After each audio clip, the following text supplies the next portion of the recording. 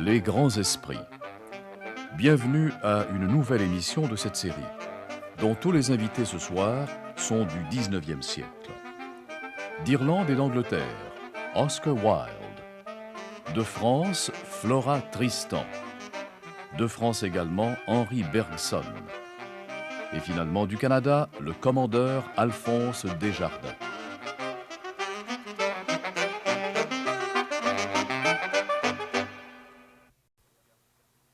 Voici maintenant votre hôte, Edgar Fruitier. Bonsoir. Bonsoir. Merci. Merci. Merci. Merci beaucoup. Merci. Très gentil. Je vous remercie bien. Cher public en studio, chers téléspectateurs, bonsoir et bienvenue à notre émission de ce soir où nous accueillerons un génie. C'est ce qu'il dit de lui-même. Une avant-gardiste du féminisme, du syndicalisme, du socialisme, à moins que ce ne soit du communisme. Un philosophe et finalement le fondateur d'un empire. Bon, à tout seigneur, etc., commençons par le génie. Oscar Wilde partage, à peu près, avec Bernard Shaw, l'honneur d'être le deuxième auteur anglophone le plus lu après Shakespeare. Je dis anglophone parce qu'Oscar Wilde, comme Bernard Shaw, dont il était contemporain, est un Irlandais qui a émigré en Angleterre durant son adolescence. Un de ses biographes affirme que personne n'a utilisé la langue anglaise avec autant d'esprit, d'humour, de gaieté et moins de malice que lui. Un de ses amis. Sa conversation était pétillante comme du champagne. Sa présence diffusait une atmosphère stimulante et son enthousiasme joyeux vous exaltait. Et finalement, son contemporain, Frank Harris, prétend que sa meilleure pièce a été sa propre vie. Une pièce dont il a été à la fois l'acteur principal et le plus avide spectateur. Alors, mesdames et messieurs, je suis ravi d'avoir le privilège de vous présenter Oscar Wilde.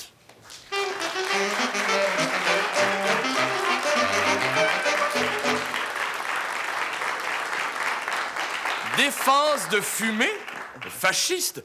Il parle de fumer comme si c'était un crime. Pourquoi pas mettre des écriteaux qui interdisent aux gens de s'entretuer dans les estrades? La cigarette est un de vos vices? Un de mes vices. Oui. Votre accueil à la chaleur de l'hiver canadien. Il faut bien être conséquent. Non, il importe d'être constant. Ça commence. C'est quand on est inconséquent qu'on est le plus fidèle à soi-même. De toute façon, être conséquent est le dernier refuge des gens dépourvus d'imagination. Et ça continue. Comme le sérieux est le seul refuge des gens superficiels. Ah, mais cela ne s'adresse pas à vous, du moins pas encore. Nous verrons plus tard. Vous en avez donc contre les gens sérieux? L'humanité se prend trop au sérieux, c'est ça le péché originel. Si l'homme des cavernes avait su rire comme vous, l'histoire aurait été différente. Vous m'avez entraîné dans une digression. C'est une vieille habitude que j'ai acquise au collège pour éloigner les professeurs des sujets soporifiques dont ils nous accablaient. Mais ce n'est pas de soporifique que je vous parlais, mais de cigarette. Ah, la cigarette. C'est le plaisir parfait. C'est une volupté exquise qui vous laisse insatisfait. Que peut-on demander de mieux? Asseyez-vous. Merci. Et avant de nous engager dans une nouvelle digression, Oui. je veux rectifier une erreur que vous avez commise lors de votre avant-dernière émission. Vous l'avez vu? Non, non, nous n'avons pas la télévision là-haut. Mais on m'en a parlé depuis que je suis arrivé à Montréal. Et alors, cette erreur? Je l'ai noté. Vous m'avez fait dire au sujet de Bernard Shaw, Oui. il n'a pas un ennemi au monde et aucun de ses amis ne l'aime. Et vous ne l'avez pas dit? Non, non. Dans le portrait de Dorian Gray, j'ai écrit Ernest Harrowden, une de ces médiocrités d'un certain âge qu'on trouve si fréquemment dans les clubs de Londres, qui n'ont pas d'ennemis et que tous leurs amis détestent. Oui, mais nous n'avons pas inventé cette... Non, non, non, non, je sais que quelqu'un qui en voulait à Shaw ou à moi-même, ou qui voulait nous voir brouiller, a commis cette calomnie qui a été imprimée et qui se perpétue depuis. Ah, donc, j'avais raison d'avoir tort. Oui, tout à fait. Et ce que j'ai voulu, c'est rectifier une erreur, pas corriger un tort. Mais que pensez-vous de Bernard Shaw? J'ai beaucoup d'admiration pour lui. la préface de sa pièce Widower's Houses, en français, Les maisons des veufs, Oui. est un chef-d'œuvre d'écriture, d'esprit caustique et d'instinct dramatique. Donc, il vous plaisait. Oui. L'Angleterre était un pays de brume intellectuelle que Shaw a énormément contribué à dissiper. Mais je n'aurais jamais osé dire qu'un homme qui a été critique aussi longtemps que lui n'avait pas d'ennemis. Il en avait des milliers. Mais vous aussi avez été critique. Et moi aussi, j'avais des ennemis.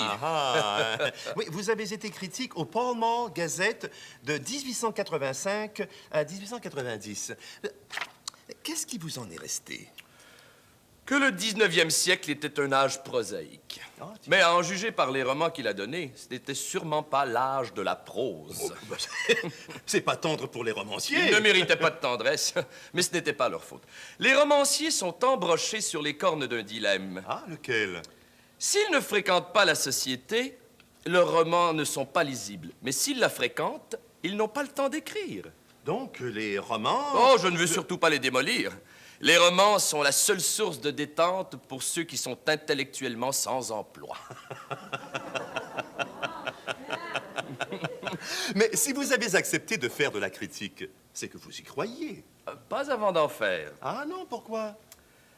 Parce que les critiques faisaient leur possible pour convaincre le public qu'il fallait juger un sculpteur non pas d'après ses statues, mais d'après la manière dont il traitait sa femme, un peintre d'après ses revenus, un poète d'après la couleur de ses cravates. Tandis que pour vous, la critique... N'a pas à s'occuper de la chose critiquée. Ah non? Elle doit noter les émotions que l'œuvre a éveillées chez le critique. Elle doit être une sorte d'autobiographie spirituelle. Une critique peut être aussi originale et créative qu'un roman, une pièce de théâtre, un tableau, même plus, ce qui est rarement le cas. On m'avait pourtant prévenu, mais me voilà encore quand même pris sous le charme de votre conversation. Et je suis presque en train d'oublier nos autres invités. Gardez-vous-en. Plus il y a d'interlocuteurs, plus c'est stimulant. Tout à fait d'accord. Même aujourd'hui, la vie de notre prochain invité serait rocambolesque. Or, c'est en 1803 que Flora Tristan est née à Paris, issue d'un noble péruvien et d'une roturière française. Leur union avait été bénie par un prêtre, mais ils ne s'étaient pas mariés civilement. Alors, légalement, Flora était donc illégitime, et quand son père mourut, 4 ans plus tard, il laissait une petite bâtarde au crochet d'une mère sans sou et enceinte de 5 mois. Même Ponson du Terrail n'aurait pas fait mieux. Ça n'est que le commencement. Hein. Alors, son enfance et son adolescence sont misérables. Elle n'a pas encore 18 ans lorsqu'elle épouse le graveur André Chazal. 4 ans plus tard, après 2 enfants et enceinte d'un 3e, elle quitte son mari et retourne chez sa mère. Alors, après la naissance de sa fille Aline, qui sera la mère de Gauguin. Ah. Oui, elle confie ses enfants à sa mère et devient dame de compagnie chez des Anglaises. Cela l'amène en Suisse, en Italie et en Angleterre, où elle fera, au fil des ans, 4 voyages qui lui inspireront un de ses livres, Promenade dans Londres.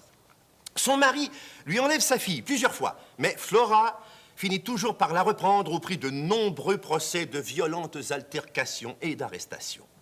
Elle s'embarque pour le Pérou pour essayer de récupérer de la riche famille de son père l'héritage dont elle a été privée. Elle ne réussit pas et après 1 an au Pérou, revient en France. Son mari tente de l'assassiner dans les rues de Paris et ne réussit qu'à la blesser de 2 coups de feu. Il sera condamné à 20 ans de travaux forcés et survivra à Flora. Si j'avais eu assez d'imagination pour concevoir un tel roman, je n'aurais jamais osé l'écrire, de peur de me faire taxer d'exagération. Mais le plus étonnant, c'est justement que ce soit pas un roman, mais la vraie vie de notre prochain invité. Alors, durant les 9 dernières années de sa vie, surveillée, filée, espionnée par la police qui perquisitionne partout où Flora Tristan passe ou habite, elle se bat. Elle se bat pour les ouvriers, pour le socialisme, pour l'abolition de la peine de mort, pour le divorce, pour la libération des femmes, pour le syndicalisme. Elle écrit un roman, Méphis, ça s'écrit comme Méphisto. Des souvenirs de voyage, des tracts. Elle fait des tournées de propagande. En 1843, elle publie, par souscription, son évangile syndical, l'Union ouvrière. Finalement, en avril 1844, comme les compagnons des corporations du Moyen-Âge, Elle entreprend un tour de France pour propager ses idées. Elle visite ainsi une vingtaine de villes. Quand elle arrive à Bordeaux, à la fin de septembre, elle est frappée d'une congestion cérébrale qui l'emportera le 14 novembre. Le grand poète André Breton a écrit « Il n'est peut-être pas de destinée féminine qui, au firmament de l'esprit, laisse un sillage à la fois aussi long et aussi lumineux que la destinée de Flora Tristan. »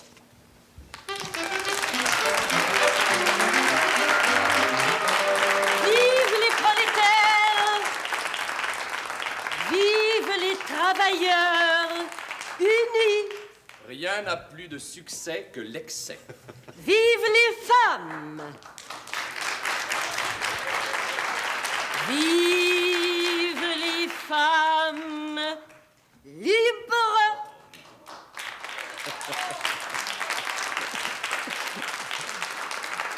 Madame Tristan, bienvenue au Grand Esprit. Oh, monsieur Fruitier, je vous suis reconnaissante de l'occasion que vous me donnez de prêcher l'Union ouvrière à votre million de spectateurs. Permettez que je vous débarrasse. Oh, j'avais pensé les appuyer au mur derrière vous et devant les caméras. Oh, surtout pas, ça pourrait donner des idées à nos commanditaires. Et notre salle finirait par avoir l'air, vous savez, du forum. Mais bon, vous êtes chez vous. Oui, veuillez vous asseoir. Ici. Permettez. Good evening, Mr. Wilde. Madame? Oh, excusez-moi, je vais ranger vos pancartes. Oui, mais je veux les revoir après l'émission. Oh, promis, n'ayez crainte, je ne collectionne pas les pancartes. Pour une apôtre, je vous trouve bien belle. Oui, je sais. On me l'a souvent dit. Ça ne m'étonne pas.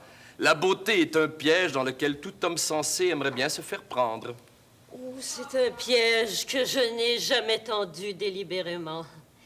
Et j'ai toujours ignoré ceux qui avaient envie de s'y prendre, alors je vous préviens tout de suite.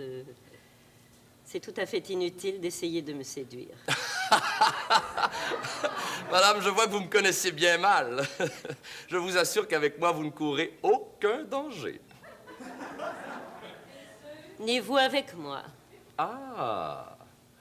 Indépendamment de nos tendances respectives, je crois que même les êtres humains les plus honnêtes sont extrêmement sensibles au charme physique de leurs congénères. Oui, si vous parlez objectivement, je suis d'accord avec vous. Car j'ai une antipathie profonde pour tout ce qui est laid. Ah, voilà une autre chose que nous avons en commun. Je considère la laideur comme une maladie. D'accord. Et je considère qu'il vaut mieux être beau que bon.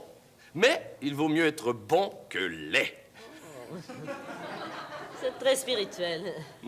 Comme aurait pu dire La Fontaine, c'est là mon pire défaut. Mais pour en finir avec la beauté, comme si on pouvait jamais en finir. La beauté est une des formes du génie.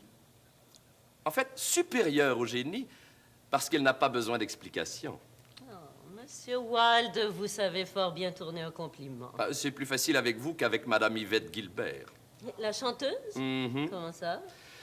Elle n'était pas belle et faisait de ce défaut une distinction. Quand on me l'a présentée, elle m'a immédiatement demandé « Dites-moi, monsieur, si je ne suis pas la femme la plus laide à Paris. » Oh, quel traquenard! Qu'est-ce que vous avez répondu? Non, madame, pas à Paris, au monde. Pour une fois, j'avais plu à une femme uniquement en lui disant la vérité. Vos pancartes sont en lieu sûr. Oui, oh, merci. Bon, où en êtes-vous rendu? À la beauté! La beauté est la merveille des merveilles. Mais la beauté, c'est simplement une question d'apparence. Seuls les gens superficiels ne jugent pas d'après les apparences. Le vrai mystère du monde, c'est le visible, pas l'invisible. Peut-être, mais comme vous dites en anglais, beauty is only skin deep. La beauté n'a que l'épaisseur de l'épiderme. Il semble justement que la plupart des gens n'ont pas envie de pénétrer plus profondément que l'épiderme, sauf les chirurgiens. Coupons cette conversation et faisons place à nos commanditaires.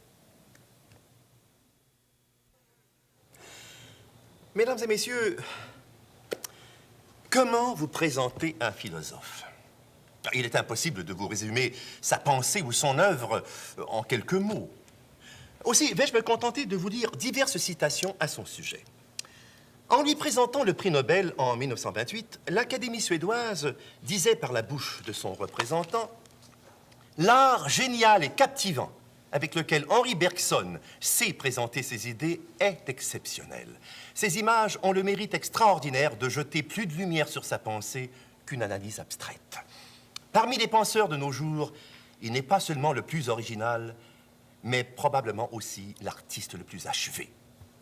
En plus d'avoir mérité le prix Nobel, Henri Bergson était grand croix de la Légion d'honneur, membre de l'Académie des sciences morales et politiques et aussi de l'Académie française. Alors, son confrère académicien, Paul Valéry, a écrit « Henri Bergson était l'orgueil de cette compagnie. Grand philosophe et grand écrivain, il fut aussi un grand ami des hommes. Il semble déjà appartenir à un âge révolu et son nom, le dernier grand nom de l'histoire de l'intelligence européenne. » Mesdames et messieurs, Henri Bergson.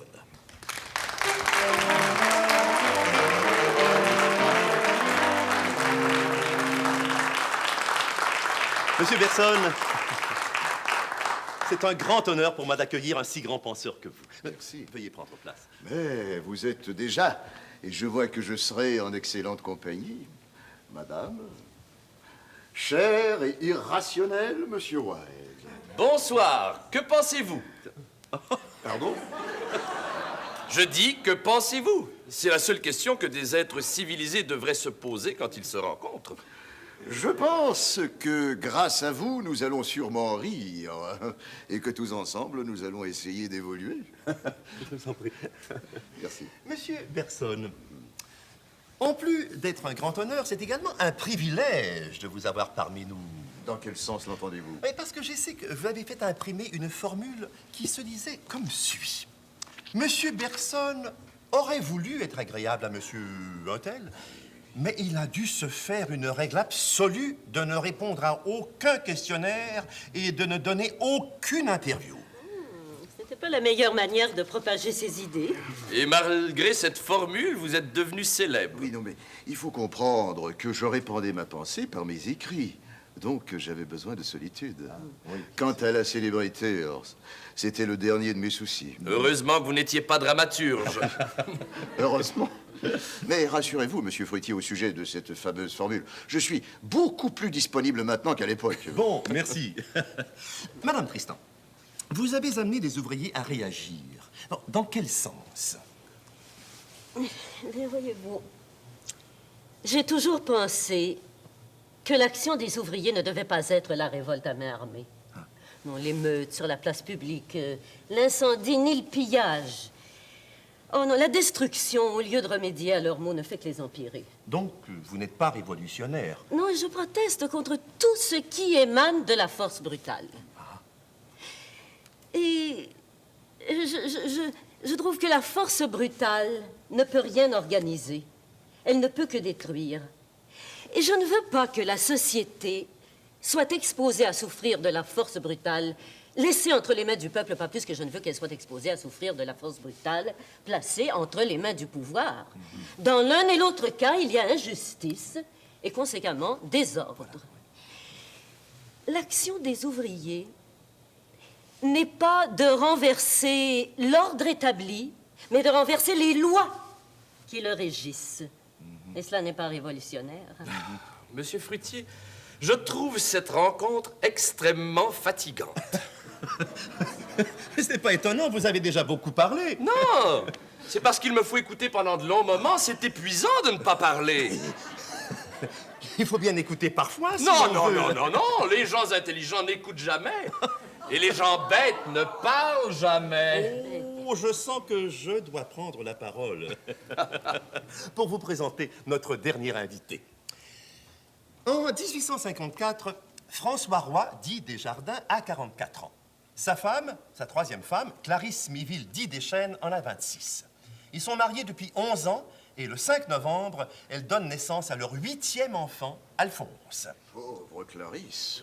Elle aurait été moins pauvre si elle était entrée chez les Clarisse au lieu de se marier. Oh, il n'y a pas matière à rire, monsieur Wilde. Oh non, c'est un bien triste exemple de ce que j'ai toujours dit. La femme est paria de naissance, serve de condition et malheureuse par devoir. Oui, non, mais je croyais que c'était l'ouvrier que vous vouliez protéger. Oui, oui, oui, parce qu'il est opprimé. Mais l'ouvrier le plus opprimé peut à son tour opprimer un être qui est sa femme. La femme est la prolétaire du prolétaire.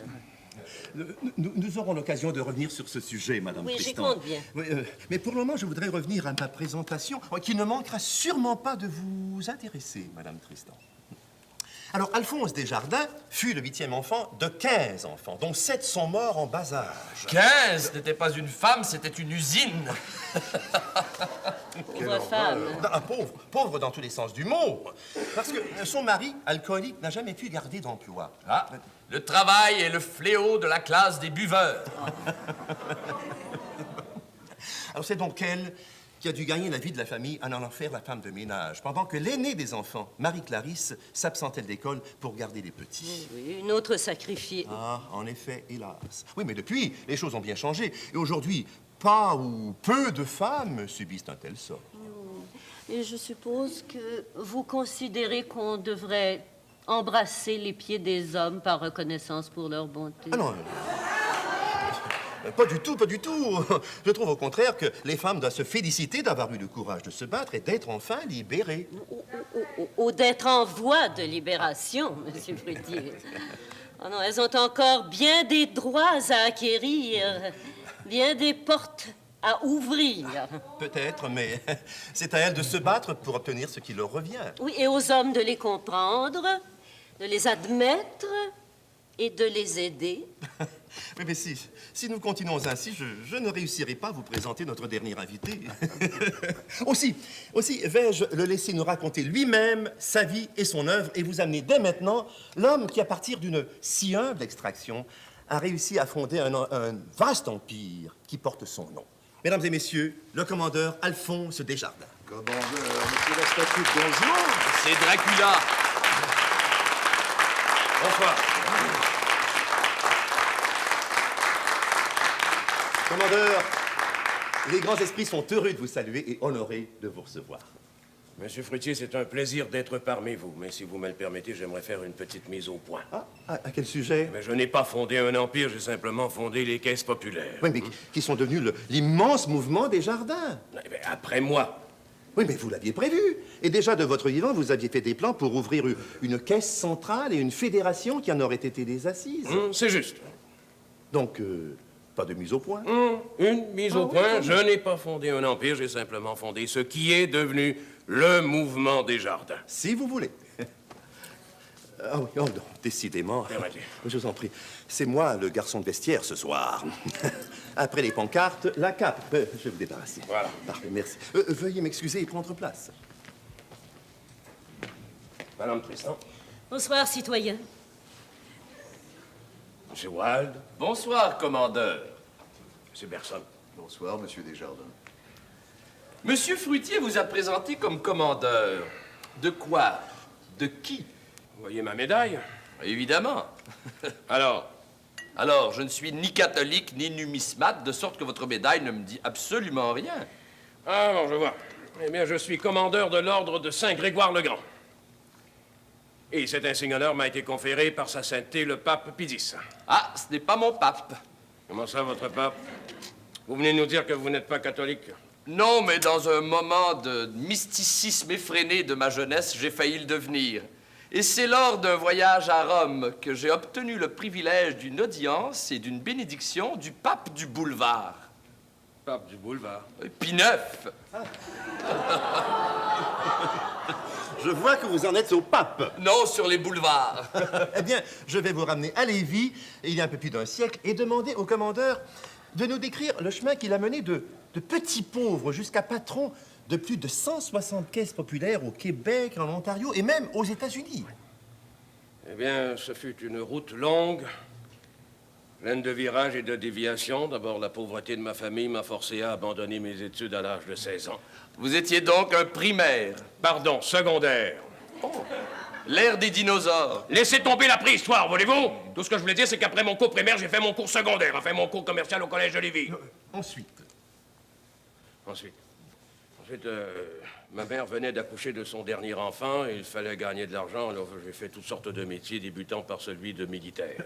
ah, vous avez fait la guerre. Non, je me suis enrôlé comme volontaire dans le 17e bataillon d'infanterie de Lévis. Après une période d'entraînement, on nous a expédiés par train à Fort Garry, au Manitoba, au moment de l'affaire Riel. Et notre présence a suffi pour calmer temporairement les esprits. Alors, on nous a ramenés à Lévis, et puis on nous a démobilisés. Alors, je n'avais pas tiré un seul coup de feu, puis j'avais fait un beau voyage. Mais vous étiez devant rien. Non, au contraire.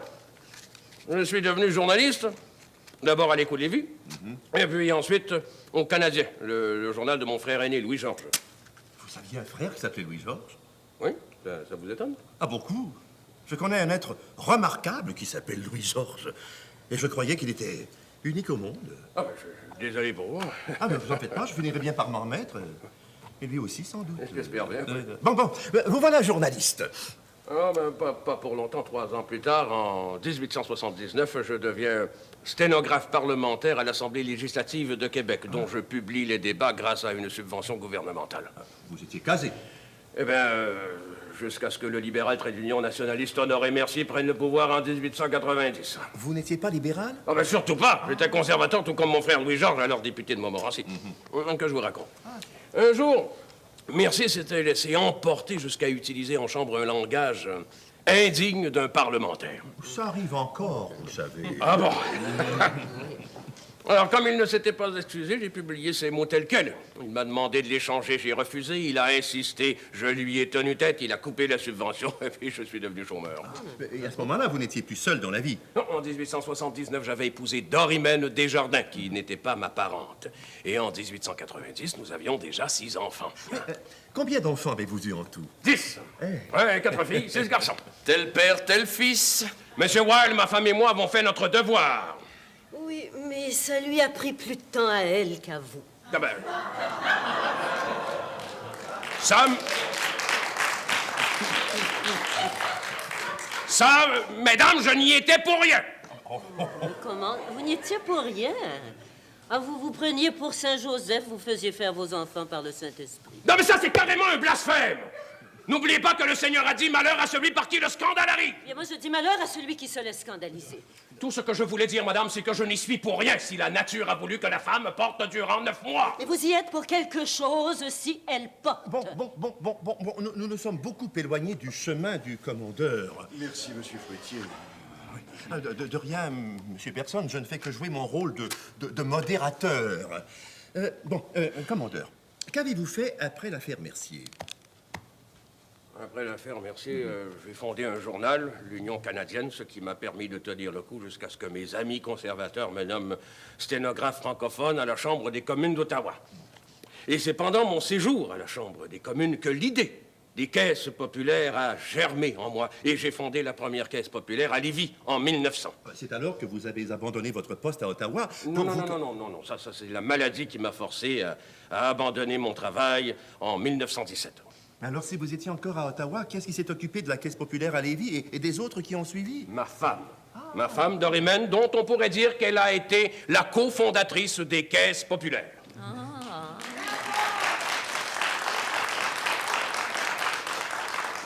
En plus d'élever 10 enfants. Eh bien, je le répète, la femme est la prolétaire du prolétaire. Madame, le dévouement de ma femme n'est pas un... Nous allons demander à nos commanditaires de rafraîchir l'atmosphère. À tout de suite. Monsieur Berson, nous avons suivi l'évolution de la carrière du commandeur. Il est temps de pénétrer dans le monde de votre évolution créatrice. Croyez-vous? Oui.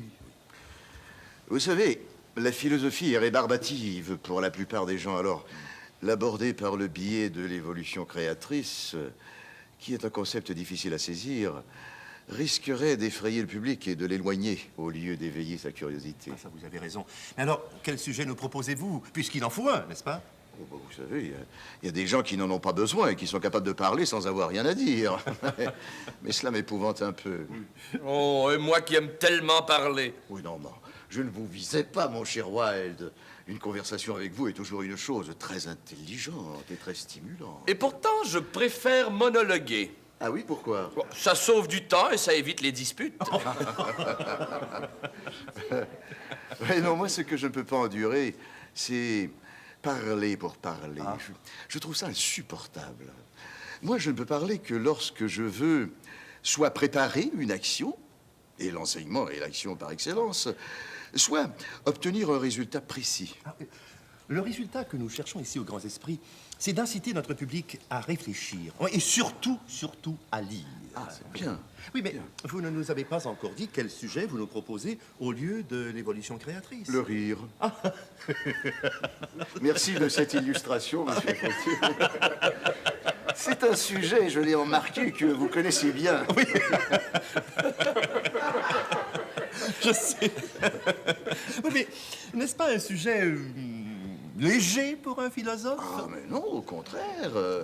Aristote et Freud, et ils ne sont pas les seuls, se sont penchés sur le phénomène, qui a ceci de particulier qu'il est le propre de l'homme. Non, les chimpanzés et les gorilles rient. Oui, oui, quand on les chatouille. Mais alors ça devient un phénomène purement physique. Je vais tâcher de mettre en évidence les 3 conditions nécessaires à l'apparition du rire. Comme je viens de le dire, ou plutôt comme Rabelais l'a dit bien avant moi, le rire est le propre de l'homme. Il n'y a pas de comique en dehors de ce qui est proprement humain. Voyez, un paysage peut être beau ou laid, mais jamais risible. Non, on peut rire d'un animal. Oui, parce qu'on aura surpris chez lui une attitude ou une expression humaine. Allez, il y a un chapeau un jour qui m'a fait beaucoup rire. Ah oui? Ah oui. Eh bien, je suis sûr que ce n'est pas du morceau de feutre ou de paille que vous avez ri, mais de la forme que les hommes lui ont donnée.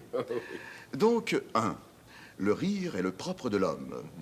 2, l'insensibilité lui est essentielle. L'indifférence est son milieu naturel, et il n'a pas de plus grand ennemi que l'émotion. Ah, pourtant, on peut rire d'une personne qui nous inspire de la pitié ou même de l'affection. Oui, mais pour quelques instants, il vous faudra oublier cette affection, faire taire cette pitié, vous faire comme une anesthésie momentanée du cœur. Si vous assistez à la vie en spectateur indifférent, n'est-ce pas? Bien des drames tourneront à la comédie. Faites l'expérience de vous boucher les oreilles dans un salon où on danse. Sans le support de la musique, les danseurs vous paraîtront vite ridicules. Ça me rappelle les poursuites des Keystone Cops des films muets. Vous vous souvenez? Non, je ne pourrais pas, je ne suis jamais allé au cinéma. Jamais? Mais c'est très étonnant, pourquoi? Les raisons sont multiples, mais ça, c'est une autre histoire. Ne nous laissons pas entraîner dans des digressions, même si elles ne sont pas oiseuses. Vous avez raison, merci. Bon, nous en étions donc à notre 3e condition nécessaire à l'apparition du rire, qui est de se trouver en société. Comme nous l'avons vu, le rire s'adresse à l'intelligence, mais cette intelligence doit être en contact avec d'autres. En somme, il est bien difficile de faire rire quelqu'un qui est seul chez lui, devant son appareil de télévision.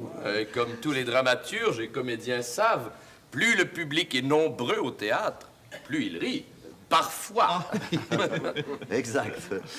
Il semble que le rire ait besoin d'un écho et que son milieu naturel soit la société. Cela m'amène à un corollaire que je vais vous exposer avant de vous donner une série d'exemples de sujets ou de thèmes comiques. Le rire est un geste social. Il châtie les mœurs. La peur du ridicule réprime les excentricités et fait que nous tâchons de paraître ce que nous devrions être. Bon, alors, en somme, c'est une espèce de brimade sociale. Elle est toujours humiliante pour celui ou celle qui en est l'objet. Voilà. Tenez, la vanité étant le plus risible de tous les défauts, pour détourner les gens de la vanité, un bon moyen, faire un portrait ridicule du vaniteux. Bon. Et maintenant, des exemples. Bien. Un homme court dans la rue, il trébuche, il tombe. Les passants rient. Pourquoi? Parce que c'est drôle. Oui, non, mais pourquoi est-ce drôle? Oui, bon, parce que sa chute était involontaire, n'est-ce pas? Donc accompagnée d'une certaine raideur. Ses muscles continuaient à accomplir le même mouvement alors que les circonstances demandaient autre chose. De même, c'est la raideur, le côté mécanique des marionnettes qui nous font rire. Ça, les imitateurs le savent bien, qui exploitent les tics et les gestes répétitifs de leurs victimes. Vos exemples sont intéressants, mais théoriques. Vous avez raison. Alors, voici quelques exemples concrets de mots naïfs. Une dame que l'astrologue Cassini avait invitée à venir voir une éclipse de lune arrive en retard et dit « Oh, Monsieur Cassini est gentil, il va recommencer pour moi. » Un visiteur, n'est-ce pas, arrive dans une ville étrangère.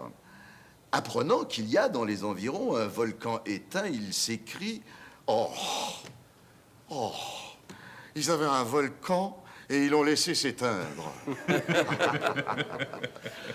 Un autre procédé comique. Prendre au sens propre une expression employée au figuré. Exemple.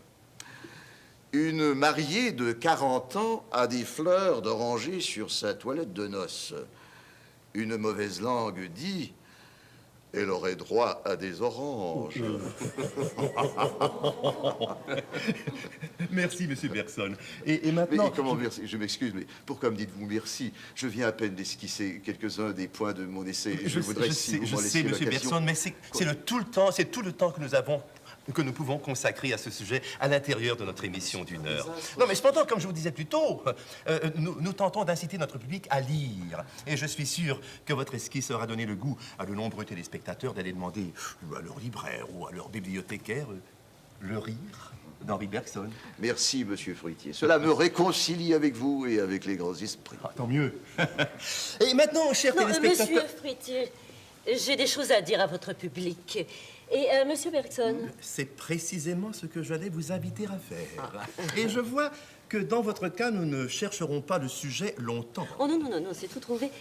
Je voulais dire à monsieur Bergson que moi aussi, je répandais mes idées par mes enseignements et par mes écrits. Et par des discours. Non. Oh non, absolument pas. Non. J'ai d'abord écrit des livres. Un sur tout, l'Union ouvrière, destiné aux ouvriers. Or, après avoir publié ce livre, une idée m'a frappé au cœur.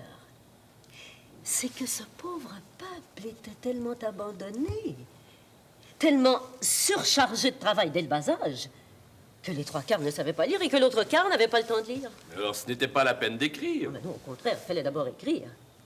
Mais j'ai compris que mon livre publié, j'avais une autre mission à remplir. C'était d'aller moi-même, mon projet d'union à la main, de ville en ville, d'un bout de la France à l'autre, parler aux ouvriers qui ne savaient pas lire et à ceux qui n'avaient pas le temps de lire. Pas leur faire des discours, leur parler à mes enfants, les ouvriers. Bravo. Vous aviez parfaitement raison, madame. C'est exactement ce que j'ai fait moi-même pour implanter des caisses populaires. Je me suis promené de paroisse en paroisse pour expliquer mon système aux cultivateurs. Oui, bien, bravo vous-même. Merci. Oh oui. Alors je me suis dit, le temps est venu d'agir. Et pour celui qui aime réellement les ouvriers, qui veut se dévouer corps et âme à leur cause, oh, il y a une belle mission à remplir. Il faut suivre l'exemple donné par les premiers apôtres du Christ. Quel apôtre vous êtes-vous dit que vous étiez? Les apôtres, bravant les railleries de bouffons tels que vous, bravant la persécution et les fatigues, prenaient une besace et un bâton et s'en allaient de pays en pays, prêchant la loi nouvelle, la fraternité en Dieu, l'union en Dieu. Alors pourquoi moi, femme, qui me sens foi et force, n'irais-je pas de même que les apôtres, de ville en ville, annonçant aux ouvriers la bonne nouvelle, la fraternité en l'humanité et l'union en l'humanité? N'était-ce pas un projet un peu... C'est bien ce que je pense. Non, pas du tout. Tout le monde avait parlé des ouvriers, mais personne n'avait encore essayé de parler aux ouvriers. C'est un moyen qu'il fallait tenter. Et Dieu me disait qu'il réussirait. Dieu vous l'avez dit. Oh oui. Oui, et c'est pourquoi j'ai ouvert avec confiance cette nouvelle voie. J'étais les trouver dans leurs ateliers, dans leurs mansardes, et jusque dans leurs cabarets quand il le fallait. Et là, oh, devant leur misère, je les ai attendris sur leur propre sort pour les forcer à sortir, malgré eux, de cette effroyable misère qui les dégradait et les tuait. Avant de parler aux ouvriers, vous avez écrit. Oui, oui. Vous avez écrit Pérégrination d'une paria, un récit de votre voyage au Pérou, un roman, Mes fils, et Promenade dans Londres, une fresque des conditions sociales en Angleterre.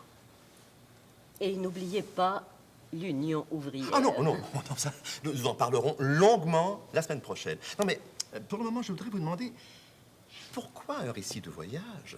Et pourquoi un portrait de la misère anglaise?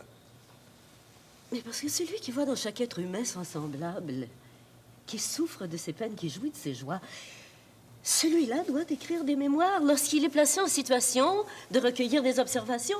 Et ces mémoires feront connaître les hommes, sans exception de rang, tels que le pays et l'époque les présentent. Oui, mais non, mais pourquoi vous?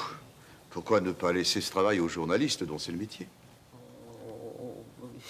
S'il ne s'agissait que de rapporter des faits, oui, les yeux suffiraient pour voir et les journalistes pour écrire, mais pour apprécier l'intelligence et les passions de l'homme.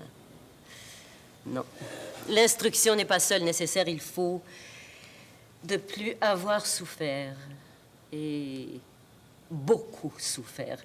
Il n'y a que l'infortune pour nous apprendre à connaître vraiment ce que nous valons et ce que valent les autres. Oui, tout à fait d'accord. Moi-même, si j'avais été élevé dans l'aisance, je ne suis pas certain que j'aurais compati à la misère des ouvriers et des cultivateurs. Et oui, voilà. Et il faut de plus avoir beaucoup vu, afin que, dépouillé de tout préjugé, on puisse considérer l'humanité d'un autre point de vue que de celui de notre clocher. Et puis, il faut avoir dans le cœur la foi du martyr. Sainte Flora, apôtre et martyr. Ah, bouffon. Monsieur Wall, je vous en prie. Pourquoi la foi du martyr? Si l'expression de la pensée est étouffée par égard pour l'opinion d'autrui, si la foi de la conscience est étouffée par crainte de se faire des ennemis ou pour toute autre considération individuelle, mais on manque à sa mission. On renie Dieu. Encore Dieu.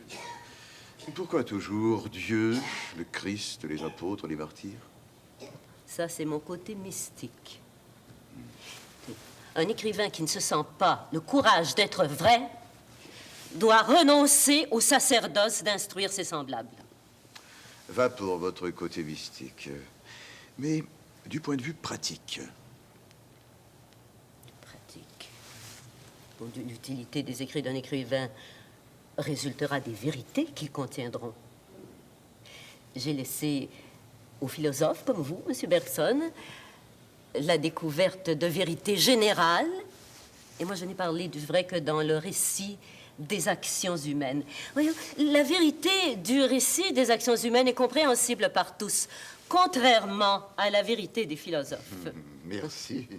Ou plutôt, comme vous diriez, Dieu merci. Oh, de rien, non, de rien.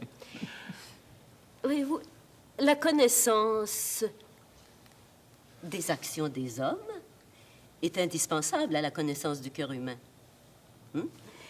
Et de la même manière, la publicité donnée aux actions des hommes vivants est le meilleur frein qu'on puisse imposer à la perversité et la plus belle récompense à offrir à la vertu. Madame Tristan, merci beaucoup. Ce n'est pas aux actions des hommes, mais à leurs produits que nos commanditaires vont maintenant faire de la publicité. À tout de suite. Monsieur Wilde, à vous la parole. J'aimerais savoir... Enfin, je vais pouvoir parler. Ah, le seul exercice que je fasse avec manger, boire et fumer. Bon, c'est maintenant mon monologue. D'abord, Madame Tristan souhaite qu'on juge publiquement, par la publicité qu'on leur apporte, les actions des hommes. Autrefois, on enchaînait les coupables au pilori. Vous suggérez qu'on les expose à la une des journaux? Ah oui, c'est une amélioration. Pas du tout. La plume est beaucoup plus dangereuse que les pavés des révolutionnaires et plus contondante que les matraques des policiers. Monsieur Wilde, en général, les journalistes font consciencieusement leur travail.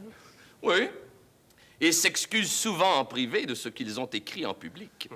Si le journalisme existe, ce doit être qu'il répond à un besoin. Oui, le besoin morbide qu'a le peuple de vouloir tout savoir, sauf ce qui mérite d'être su.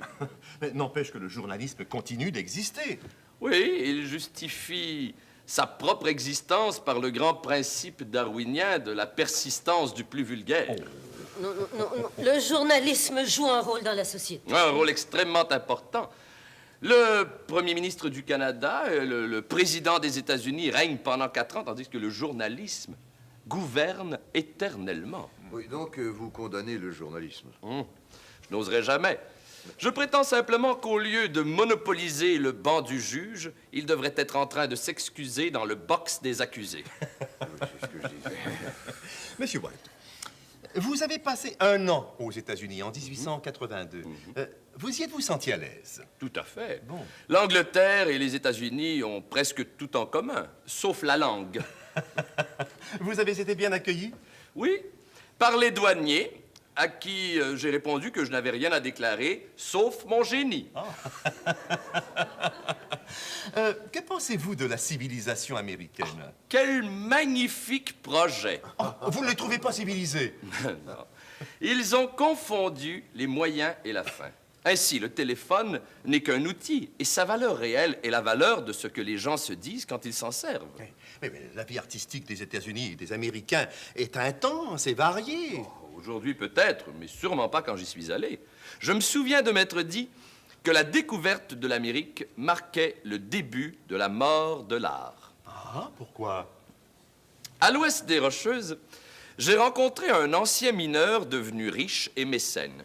Il avait commandé de Paris un moulage en plâtre de la Vénus de Milo. Eh bien, il m'a raconté qu'il avait poursuivi la compagnie de chemin de fer parce que la statue était arrivée sans bras. Ça c'est vraiment le comble. Non, le comble, c'est qu'il a gagné sa cause. Non, il s'agit d'un cas isolé. Non, tenez, encore dans l'Ouest.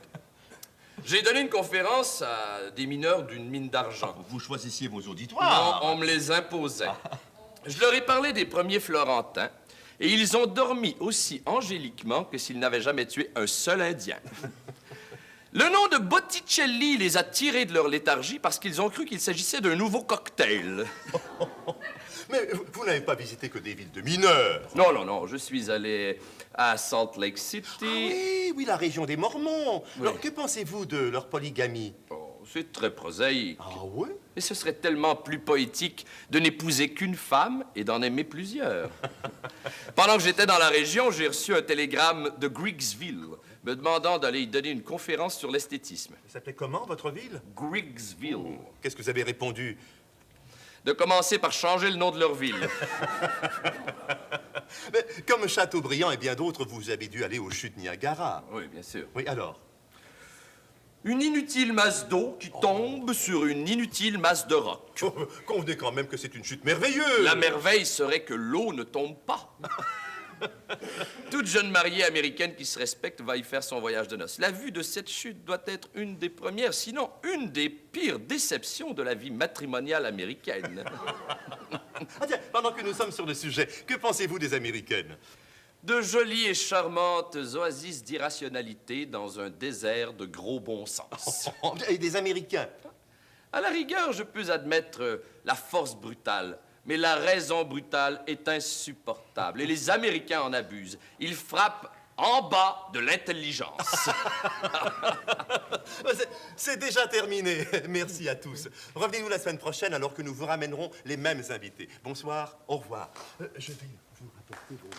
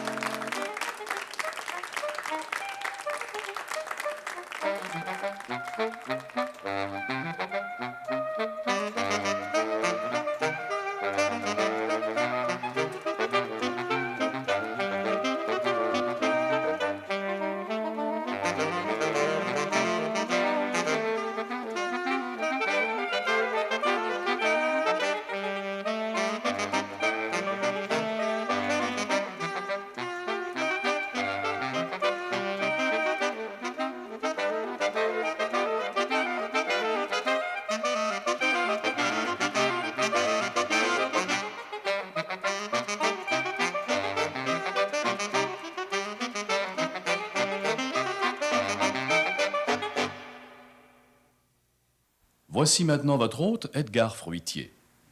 Bonsoir.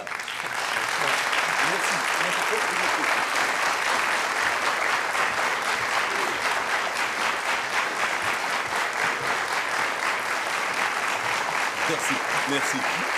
C'est très gentil, merci. Merci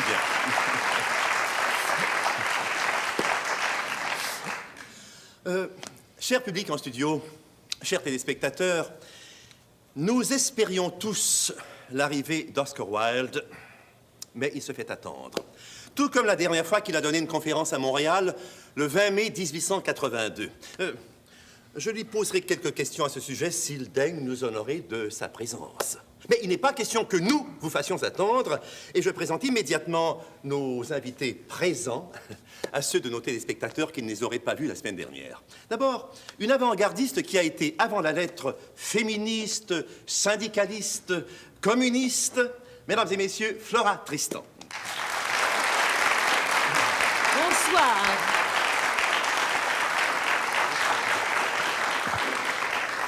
Un philosophe qui a fait, nous le verrons ce soir, une distinction importante entre l'intelligence et l'intuition et qui nous a donné ces deux notions magnifiques de l'élan vital et de l'évolution créatrice. Mesdames et messieurs, Henri Bergson.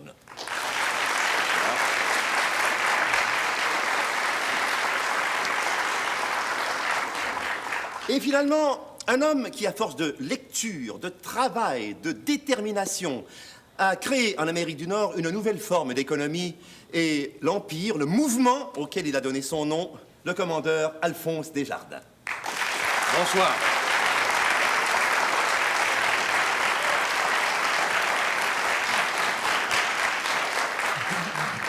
Commandeur, nous avons vu la semaine dernière que vous avez été sporadiquement journaliste, mais surtout sténographe, d'abord à l'Assemblée législative à Québec et puis plus tard à la Chambre des communes à Ottawa. Oui, mais rien de tout cela ne semblait vous destiner à la Fondation des caisses populaires. Qu'est-ce qui vous a fait bifurquer? Eh bien, quand je suis entré à la Chambre des communes comme sténographe en 1897, il y avait déjà un sténographe anglophone. Alors, mon travail se limitait à la notation des débats en langue française. Alors, si vous avez lu sur cette époque, vous savez aussi bien que moi que la majorité des interventions à la Chambre se faisaient en anglais. Ah, mais le Canada n'a-t-il pas toujours été un pays francophone? Non, madame. Depuis 1763, le Canada est un pays bilingue. Seulement, il est plus bilingue anglais que bilingue français. Commandeur, commandeur, nous avons comme politique aux grands esprits de ne pas en faire. Faire de quoi? De politique. Mais je ne fais pas de politique, monsieur Fruitier, j'établis des faits que vous ne pouvez tout de même pas nier. Non, mais...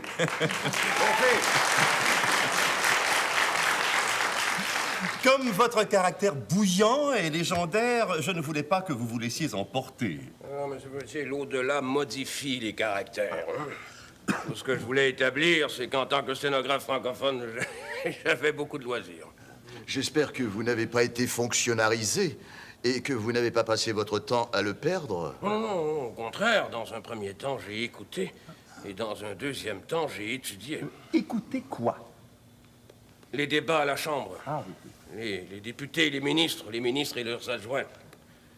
J'ai alors constaté l'ampleur de la misère qu'avait entraînée la dépression de 1873-1896. L'exode rural causé par les mauvaises récoltes et par le manque de crédit. L'exode vers les États-Unis causé par la faiblesse de notre industrie encore naissante et encore et toujours par ce même manque de crédit. Mais les banques n'offraient pas de crédit? Oui, à l'industrie, au commerce, aux classes aisées, mais rarement aux ouvriers et aux cultivateurs qui n'avaient pas d'autre garantie à fournir que leur honnêteté et leurs espoirs. Les riches refusent généralement d'aider les pauvres. Eh oui, madame. Et les banques ne sont pas des institutions sans but lucratif. C'est ce qu'il fallait comprendre et ce à quoi il fallait remédier. Oui, c'est ce que divers groupes ont tenté de faire. Le Crédit foncier franco-canadien et, sous le patronage du clergé, le syndicat des agriculteurs. Oui, mais avec des résultats négligeables. Et pendant ce temps-là, les usuriers continuaient de profiter des circonstances pour exercer leur ignoble profession. Monsieur Frétier, dans tous les villages de la province où il n'y avait pas de succursale de banque, il y avait un Séraphin poudrier. Et le personnage de Claude-Henri Grillon n'est pas un mythe, croyez-moi. N'y avait-il pas de loi contre l'usure? Non, pas à ce moment-là, madame. De toute façon, l'histoire nous apprend que depuis des siècles, les législateurs ont tout fait pour supprimer l'usure. Et plus la loi était rigide, plus les peines étaient sévères, et bien, plus les usuriers prospéraient. Mais dans le Québec très catholique de votre époque, l'Église n'a rien fait? Oh, l'Église avait dénoncé depuis longtemps l'usure en termes saisissants, même au nom de la charité, de la justice, de l'équité. Ça n'a rien changé. Donc, toutes les mesures étaient inutiles. Toutes les mesures légales. C'est pourquoi j'avais jugé que le projet de loi du député Michael Quinn n'était qu'un vœu pieux. Quel était ce projet de loi? Eh bien, tout d'abord, Quinn établissait que certains usuriers percevaient des intérêts de 3000 % par année. Oui, mais vous avez bien entendu, 3000 %. Tenez, c'était le cas d'un individu qui avait emprunté la somme de 150 $. Incapable de rencontrer ses obligations, il avait été poursuivi et il avait été condamné à payer en intérêt la somme de 5000 $, toujours sur ce même capital de 150. Oh non, c'est monstrueux. Voilà. Et illogique. Comment un homme qui est forcé d'emprunter 150 $ peut-il en payer 5000? Alors, cette loi, Eh bien, cette loi voulait exempter les emprunteurs de l'obligation de payer un taux d'intérêt usuraire. Mais comme je l'ai déjà dit, je savais très bien que les lois étaient inutiles. alors, c'est alors que vous avez agi. Qu'avez-vous fait? Eh bien, j'ai lu. Je me suis renseigné. J'ai cherché, voyez-vous, une solution valable à ce problème fondamental. Et la lecture des débats de la Chambre sur les ravages de l'usure m'a convaincu que la clé était le crédit populaire. À partir de là, j'ai découvert dans la bibliothèque du Parlement un livre de People's Bank de l'anglais Henry William Wolfe. Ah oui, qui était un fervent du coopératisme. Oui. Et il était le président de l'Alliance coopérative internationale, qui existe toujours d'ailleurs. Son livre m'a emballé. Et je suis entré immédiatement en contact avec lui, qui à son tour m'a fait connaître les apôtres européens de la coopération. Charles Ranieri, Louis Durand en France, Luigi Luzzati en Italie, et puis les Allemands Schultz et Raiffeisen. Vous êtes allé les rencontrer? Non, on n'en avait pas les moyens. Mais pendant plus de 2 ans, j'ai entretenu une importante correspondance avec Durand et Luzzati, qui vivaient encore, et avec d'autres directeurs de coopératives suisses, écossaises, belges, hongroises, serbes, etc. Et finalement, quel système avez-vous adopté? Aucun. Aucun. J'ai emprunté des éléments, la plupart des méthodes européennes. Je les ai adaptés, je les ai agencés entre elles selon nos besoins canadiens. Et alors, j'ai fondé un système et d'épargne et de crédit qui a commencé par les caisses populaires. Commandeur, merci. Je vous demanderai plus tard de nous définir les principes et les bases de votre système. Mais maintenant, je voudrais questionner M. Bergson sur son système philosophique. Non, je n'ai pas créé de système. Et ma philosophie n'en est pas un. Qu'est-ce que c'est qu'un système? C'est une réunion de principes liés ensemble de manière à établir une doctrine. Or, ma philosophie prend les problèmes un à un et annonce qu'elle n'aura pas réponse à tout. Alors comment procédez-vous? Je ne propose jamais de thèse à démontrer.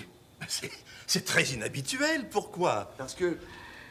Mais, à tort ou à raison, et c'est peut-être là le trait dominant de mon caractère, je n'aime pas porter ma pensée au-delà du point auquel m'a amené le progrès naturel de ma réflexion.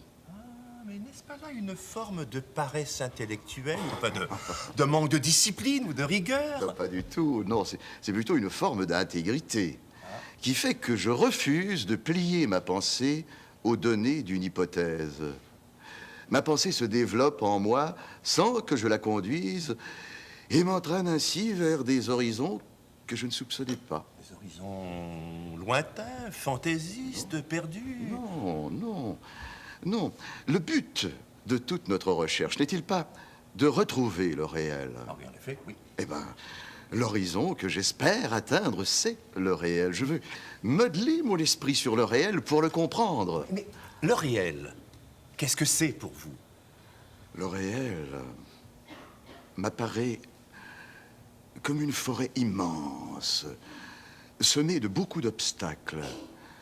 Forêt à travers laquelle le chercheur, pareil à un bûcheron, ouvre des avenues. Là, vous tombez à pic. La plupart d'entre nous, Canadiens français, avons des bûcherons parmi nos ancêtres. Et nous savons que beaucoup des avenues qu'ils ont ouvertes aboutissent à des impasses. Eh bien, tel a souvent été mon sort. Mais il arrive quelquefois que deux avenues se rejoignent. Alors on y voit clair.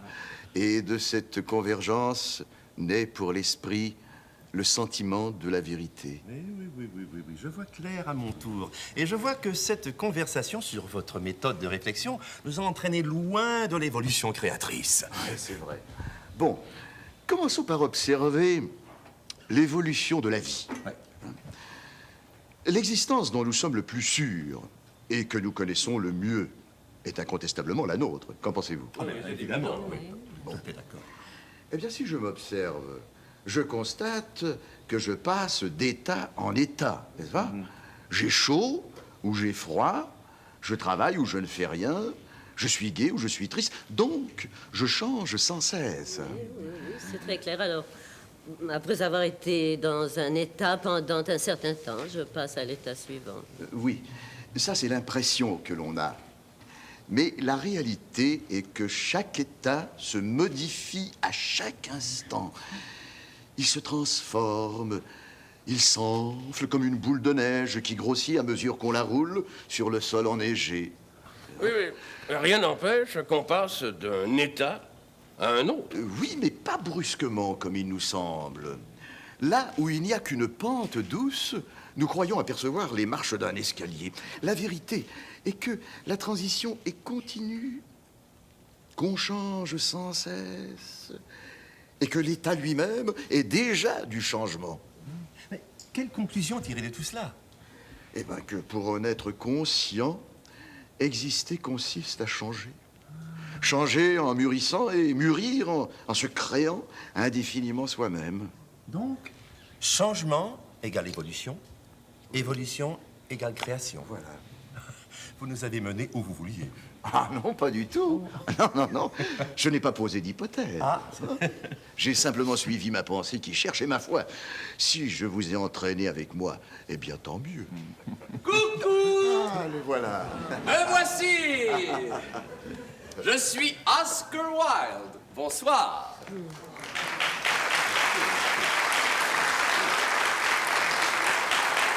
Madame, commandeur, Bonsoir.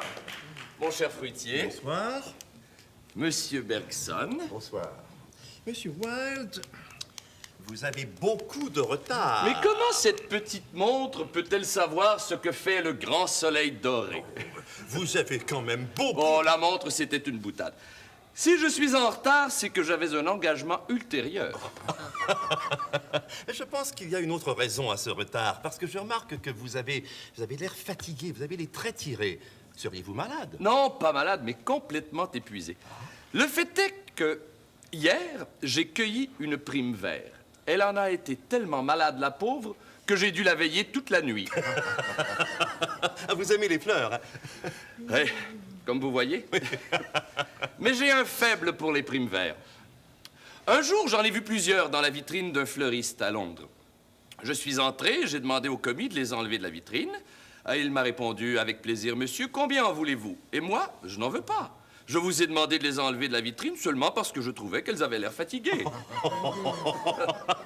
On raconte qu'un jour, vous avez descendu toute la rue Piccadilly, un pavot à la main. Non, c'est faux. N'importe qui peut faire ça. Ce qui est bien plus beau et bien plus difficile, c'est ce que j'ai vraiment fait.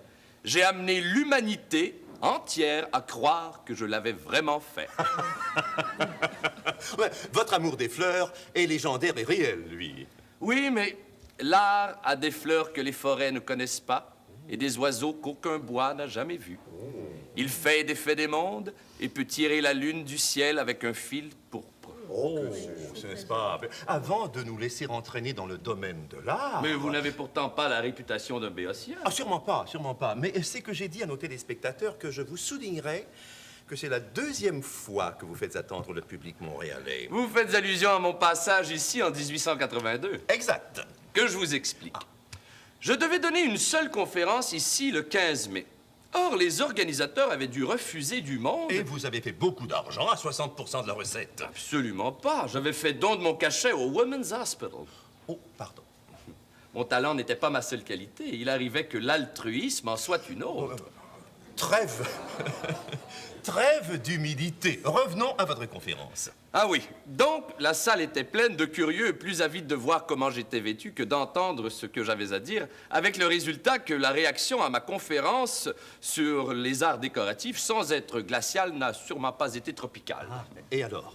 Et alors, devant le succès pécuniaire de cette soirée, on m'a demandé de donner une deuxième conférence. J'ai accepté, décidé de faire poireauter un public si peu appréciatif, et je suis arrivé avec une quinzaine de minutes de retard. Oh, mais alors, l'accueil a été glacial. Oh, au contraire, ils ont dû être ravis de m'attendre puisque j'ai été ovationné. Ben, si jamais vous revenez aux grands esprits, on vous convoquera une demi-heure avant le début de l'émission. Et pour le moment, vous êtes condamné à 2 minutes de silence durant la pause publicitaire. Madame Tristan, vous avez consacré les 8 ou 9 dernières années de votre vie à travailler pour l'amélioration du sort des ouvriers et de celui des femmes. Pourquoi? Parce que c'était une cause grandiose et noble. Et puis c'était difficile. Et j'aime ce qui est difficile. Ah, bravo, bravo, c'est fort louable. Oui, mais qu'est-ce qui a déclenché cette action de votre part? Ah. La parution du journal La Phalange, qui reprenait les théories de Fourier. Fourier? Oui, Charles Fourier. Oh, un utopiste farfelu qui a trouvé le moyen de faire je ne sais combien de faillites en essayant d'implanter ses rêves dans la réalité. Qu'est-ce que vous avez fait quand La Phalange a paru? Eh bien, j'ai immédiatement écrit à la direction pour souligner qu'il était trop tard pour parler, que le temps était venu d'agir. Oui, je sais que j'ai ce texte ici quelque part. Ah, le voici, oui. Voulez-vous le lire? Oh, si vous voulez. Je vais vous en lire l'essentiel. Bon. Alors, l'intelligence des peuples est aujourd'hui trop développée pour qu'on puisse longtemps la repaître de mots. Il est de votre devoir, de votre humanité, de vous expliquer au plus vite sur ce que vous pouvez faire et sur ce que nous pouvons tous faire pour arriver à la réalisation du paradis terrestre que vous nous faites pressentir. Et le journal a publié votre lettre et précisé ses intentions pratiques. Oh, oui, mais... Oh, j'étais sous le coup d'une idée qui s'était emparée de moi avec tant de violence qu'elle revêtait le caractère d'une idée fixe. Et... Face à la pauvreté hideuse, à la faim hideuse, à la laideur hideuse, vous vous êtes fortement ému, mais c'est normal. Il est plus facile d'exciter les passions de l'homme que son intelligence. Ce n'était pas une question de passion ni d'émotion, mais de survie. Survie des travailleurs, oui, mais survie de l'État. Il fallait que le gouvernement mette fin à son système de privilèges, d'entraves commerciales, de taxes sur les travailleurs et d'immenses dépenses improductives. Autrement quoi? Autrement, il aurait été forcé de faire des déportations en masse, de dresser des échafauds en tout lieu et d'armer une moitié de la population pour mitrailler l'autre quand elle viendrait demander du pain. Et au lieu de développer votre talent d'écrivain, vous avez passé les dernières années de votre vie dans un altruisme malsain et exagéré.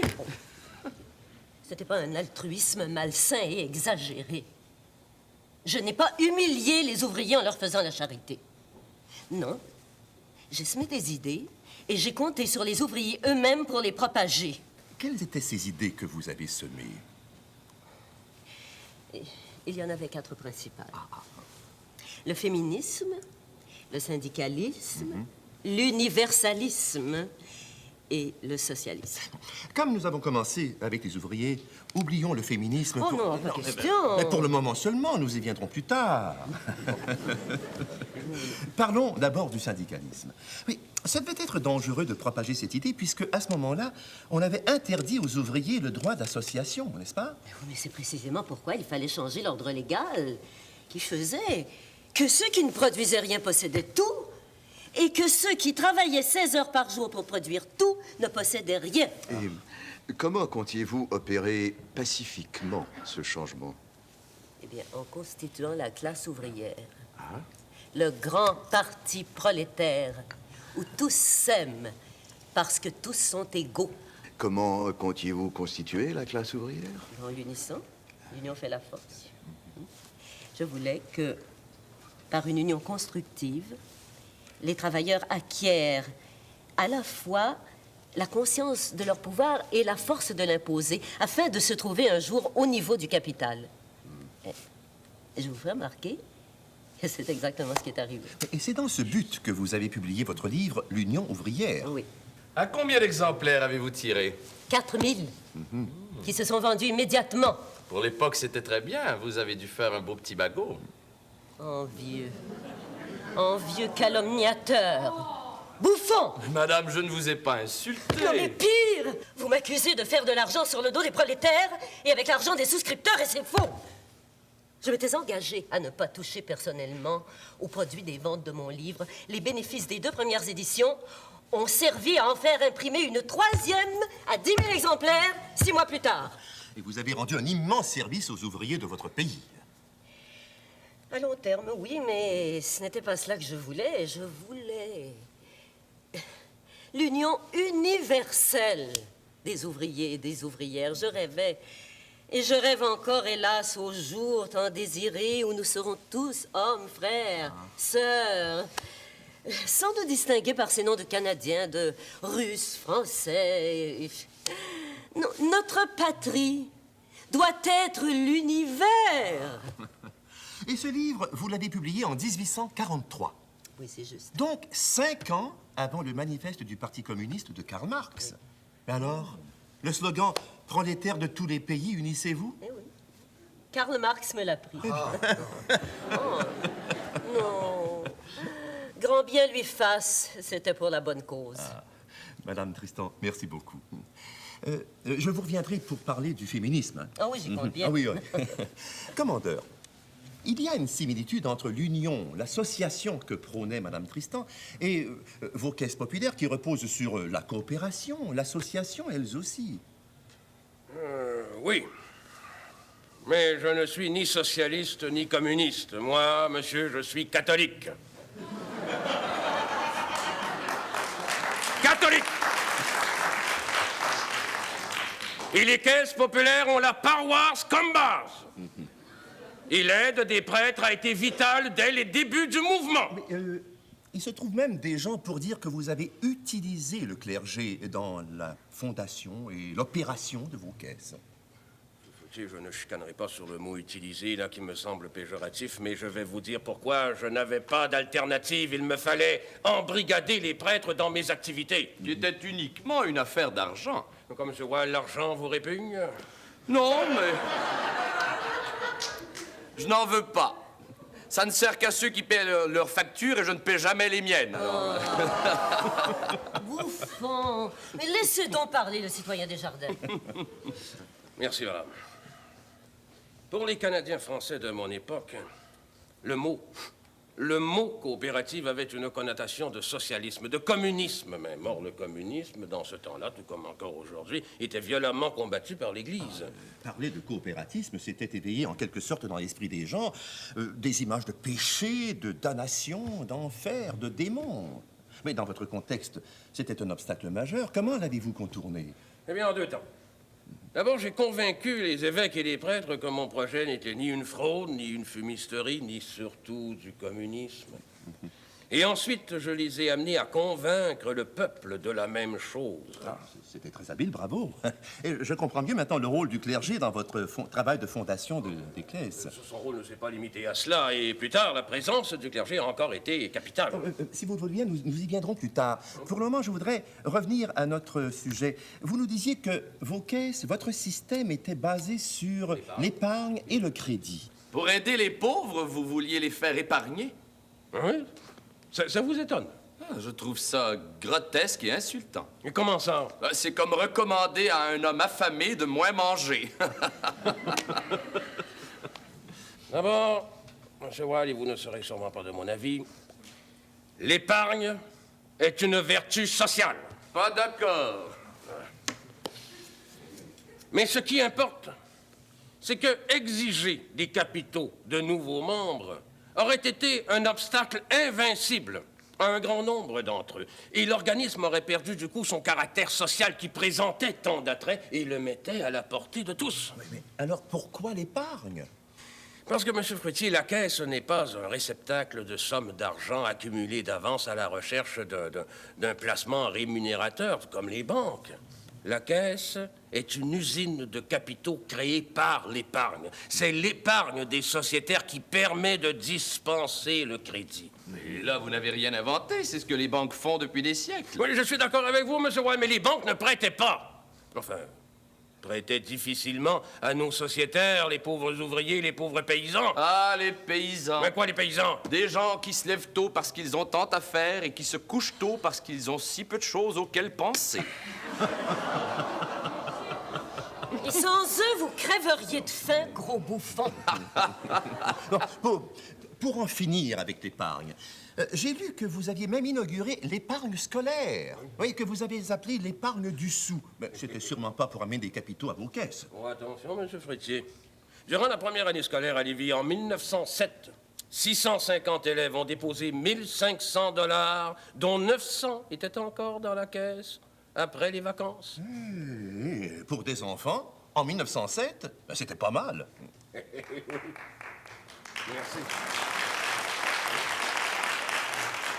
Voyez-vous, la Caisse agit sur les adultes, mais je savais que son action serait lente en raison de la force de résistance des habitudes acquises. Alors que l'épargne scolaire s'empare de l'enfance, il la façonne presque dès le berceau à cette vertu sociale de l'économie.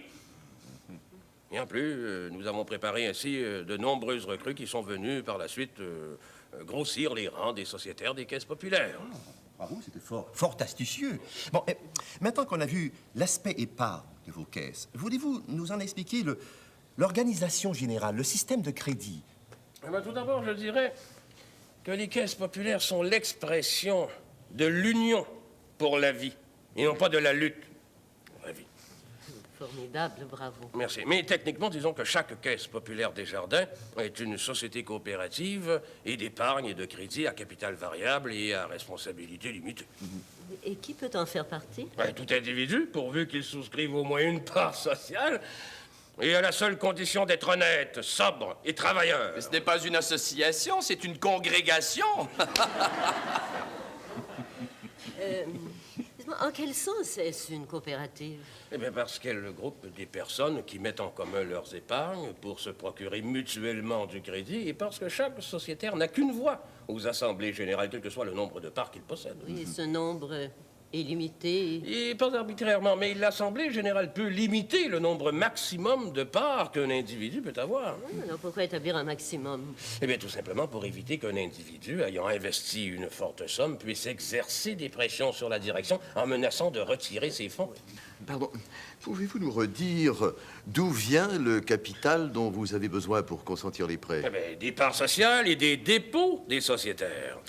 Mais pourquoi le capital variable? Eh bien, parce que cela permet à chaque sociétaire de pouvoir retirer ses parts quand ça lui plaît. Oui, mais alors comment assurez-vous la sécurité de chacune de vos caisses? En créant un fonds de réserve important, et puis en restreignant le champ d'activité de chaque caisse au cadre paroissial. Et c'est le gérant qui consent les prêts? Oh, jamais! Aucun prêt ne peut être fait par un gérant sans avoir été approuvé à l'unanimité par la commission de crédit composée de 3 membres. Et vous prêtez à n'importe quel congrégationniste, pourvu qu'il soit, comment dites-vous, honnête, sobre, travailleur? Non, Monsieur Wilde. Nos règlements n'autorisent que le crédit à la production. Alors, le crédit de consommation est bien davantage le crédit de luxe. Comme les folles dépenses pour les cigarettes à bougerie et les cravates de soie est inexorablement banni. Heureusement que les médailles et les rubans sont fournis par le pape, commandeur. Et ceux qui obtiennent un prêt sous de fausses représentations sont expulsés, Monsieur Wilde. Et comment rémunérez-vous vos dirigeants? Non, mais ils ne sont pas rémunérés, madame. Celui qui n'a pas assez de charité pour consacrer quelques heures de son temps à son semblable n'est pas digne d'être un administrateur de caisse populaire. Seuls les gérants sont payés. Commandeur, merci de tous ces... Monsieur Fautier, un instant, avant de me taire, là, j'aimerais souligner rapidement que je n'ai jamais fondé une seule caisse populaire, même aux États-Unis, sans l'approbation et sans la participation du curé, que je considérais comme étant la principale autorité sociale de la cellule paroissiale. C'est tout. Ah, c'est tout pour vous, mais ça commence pour nos commanditaires. De retour dans 2 minutes. Monsieur Bergson, au début de l'émission, vous nous avez parlé de l'évolution créatrice, jusqu'à ce que vous soyez interrompu par l'arrivée surprise de Monsieur Wilde. Alors, voulez-vous reprendre le fil de vos pensées? Nous allons plutôt observer ensemble l'intelligence. Qu'est-ce que l'intelligence? L'intelligence est ce qui caractérise les abeilles. Non. Si les humains étaient aussi intelligents que les abeilles, l'État subviendrait aux besoins des êtres doués, comme les abeilles à ceux de leur reine. Nous serions les pupilles prioritaires de l'État. Monsieur Wilde, vous ne pouvez vraiment pas résister à la tentation de placer un bon mot. Je peux résister à tout, sauf à la tentation. Alors, l'intelligence, c'est la faculté de connaître, de comprendre. C'est juste, mais on peut être plus précis. Durant mes études, j'ai appris que l'intelligence était l'aptitude d'un être vivant à s'adapter à des situations nouvelles. Voilà. Ah bon? Tel que l'évolution l'a modelé, notre intelligence a pour fonction essentielle d'éclairer notre conduite, de préparer notre action sur les choses, c'est-à-dire de prévoir. Oui, mais ça, c'est son rôle.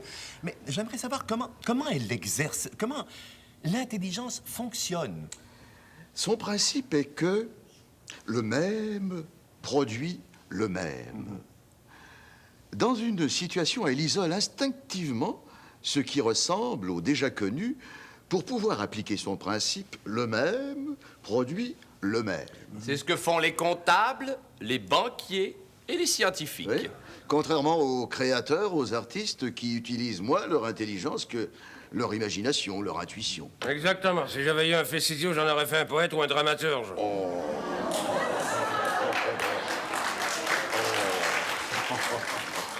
Je constate que votre père ne partageait pas votre opinion. Bon, avant que l'émission ne dégénère en vaudeville, là, retournons à l'intelligence.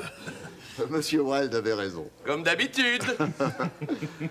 Non seulement les hommes de science appliquent-ils le principe de l'intelligence, le même produit le même, mais ce sont eux qui le font avec le plus de rigueur. Finalement, la science ne retient des choses que l'aspect répétition. Oui. Que fait-elle devant quelque chose de complètement nouveau, d'original? Eh bien, elle s'arrange, n'est-ce pas, pour décomposer cette chose en aspects ou en éléments qui soient à peu près la reproduction du passé. Elle ne peut opérer que sur ce qui est censé se répéter, c'est-à-dire ce qui est soustrait à l'action de la durée, du changement, de l'évolution. Pourquoi ces notions échappent-elles à la science? Parce que le domaine propre de la science et de l'intelligence est la matière inerte. On pense habituellement le contraire. Pouvez-vous nous expliquer cette notion? Oui, en faisant une comparaison avec le cinématographe. La pellicule enregistre une série de photographies, ou de photos, comme vous dites maintenant, d'un régiment qui passe, par exemple. Et ces photos sont projetées sur un écran au rythme de 24 images à la seconde. Bon, si nous avions affaire, n'est-ce pas, aux photos toutes seules, nous aurions beau les regarder, et les regarder, nous ne les verrions pas s'animer. Pour que les images s'animent, il faut qu'il y ait du mouvement quelque part. Mais où? Il n'y a rien qui bouge moins qu'un bout de film de vues animées. Eh bien, Quoi? de vues animées, quelle jolie expression. Et qui traduit précisément ma pensée. C'est comme ça qu'on appelait le cinéma dans mon temps. C'est probablement un anglicisme. The movies. Ah non, pas forcément. Nous disons bien prise de vue. En ajoutant animé, nous restons bien français. Oui, mais tout ça ne nous dit pas d'où vient le mouvement. Du projecteur, dans lequel le film se déroule, amenant les diverses photos à se continuer les unes les autres. C'est là que chaque acteur reconquiert sa mobilité. Comme si on avait séparé les acteurs de leurs mouvements, mis les acteurs sur le film et les mouvements dans le projecteur. À peu près, oui. Oui, alors, quand on met le film dans le projecteur, acteurs et mouvements se rejoignent. Oui. Et les acteurs bougent de nouveau? Non, pas exactement, non. Les acteurs ne bougent pas. Les acteurs ne bougent pas, mais on a reconstitué leur mouvement. Tel est l'artifice du cinématographe et aussi celui de notre connaissance. La philosophie n'a jamais été mon point fort. Voulez-vous reconstituer votre comparaison dans le monde de l'intelligence? Avec plaisir. Notre intelligence ne peut pas plus capter l'évolution, la durée, le devenir de la vie que la pellicule ne peut capter le mouvement. Est-ce que vous me suivez? Oui, très bien. Oui. Alors, qu'est-ce que fait notre intelligence? Elle prend des photos de la vie, de la réalité qui passe. Il nous suffit ensuite de dérouler ces photos dans l'appareil de notre connaissance pour imiter ou reconstituer ce qu'il y a de caractéristique dans la vie, dans le devenir lui-même. Et cela vaut pour tout ce qui est perception de la vie? Oui. Qu'il s'agisse de percevoir, de penser ou d'exprimer le devenir, nous faisons du cinéma. Et notre intelligence ne peut jamais pénétrer la réalité du mouvement et de la vie? Non. Le mouvement, le devenir qu'il y a entre deux états, entre deux photos de la comparaison, ce mouvement échappera toujours à notre intelligence, comme la fumée s'échappe d'entre les mains d'un enfant qui essaie de l'attraper. Et pourquoi est-ce ainsi? Parce que toute tentative de reconstituer véritablement le mouvement à partir d'états successifs implique cette proposition absurde que le mouvement est fait d'une série d'immobilités. Y a-t-il ou y aura-t-il un moyen autre que notre intelligence pour comprendre, pour saisir le devenir, la vie? Peut-être une sorte d'intuition du psychique que j'appellerais une intuition supra-intellectuelle, si elle existe, mais ça, je n'ai pu ni le trouver ni le démontrer. C'est pour cela que j'ai dit que, sur bien des points, mon œuvre n'est qu'une esquisse qui devra être complétée dans ses détails par la collaboration d'autres penseurs. Mon exposé sur l'intelligence aussi n'est qu'une esquisse. Et ceux qui voudraient en savoir davantage pourront consulter à leur bibliothèque locale mon livre, L'évolution créatrice. Ben, c'est ce que je vous engage tous à faire, chers téléspectateurs. Ah, monsieur Berson, merci beaucoup. C'est moi qui vous remercie. Madame Tristan, la parole est à vous. L'avenir du féminisme repose sur vos épaules. Oh non.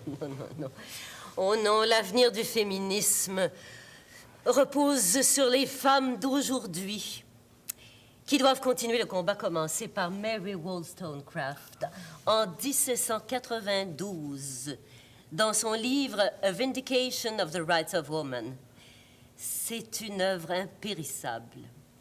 Le livre a été traduit et réédité en 1976 sous le titre Défense des droits de la femme.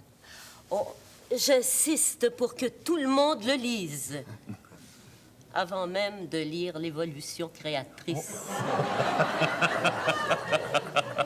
Non, mais l'avenir du féminisme et des femmes repose aussi sur la compréhension et la justice des hommes d'aujourd'hui, qui se doivent de reconnaître nos droits.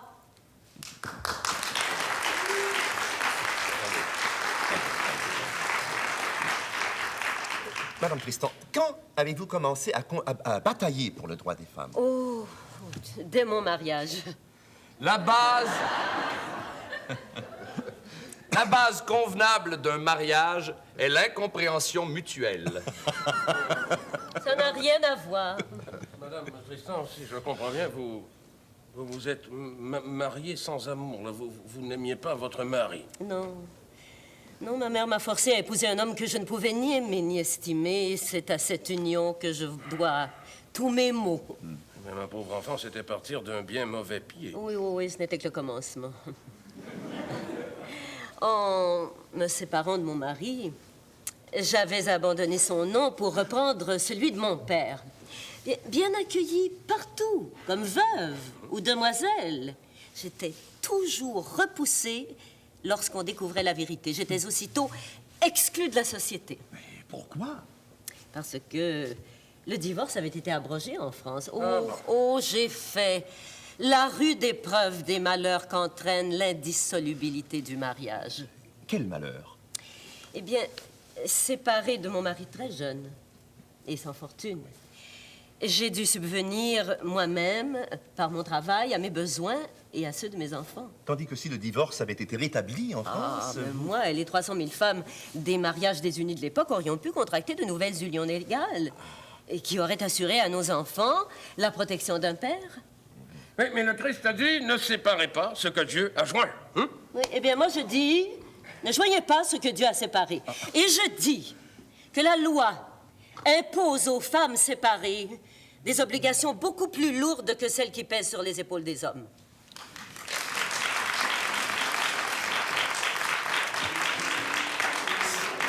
C'est une honte qu'il y ait une loi pour les femmes et une loi différente pour les hommes.